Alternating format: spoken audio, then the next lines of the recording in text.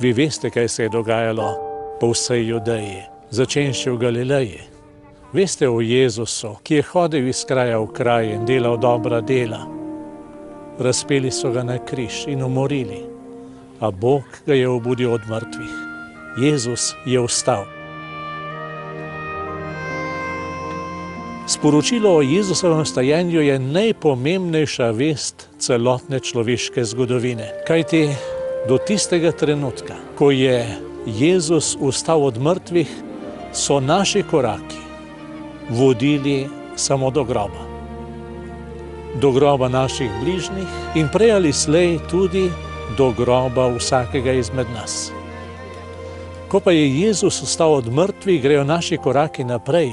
In zato mora danes po vsem svetu odmevati sporočilo: Jezus je vstal, zares je vstal. In mi, kot velikonočni kristjani, moramo svetu prinašati oznanilo, da Jezus nese s seboj v vstajenje svoje poveličane rane kot znamenje svoje istovetnosti. In v Jezusu je tudi vsako trpljenje, ki mu ga izročimo, poveličano.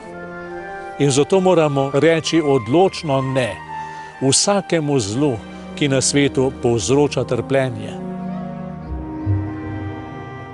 V moči vstalega Jezusa Kristusa se moramo skloniti k vsaki bolečini, k vsakemu trpljenju.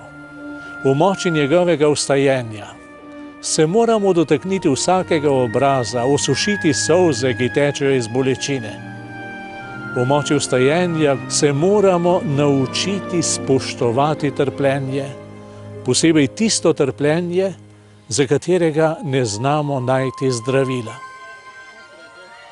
V moči Jezusovega trpljenja in vstajenja moramo ljudem vedno znova prinašati upanje, da zadnjo besedo nimata trpljenje in ne smrt, ampak ljubezen in vstajenje.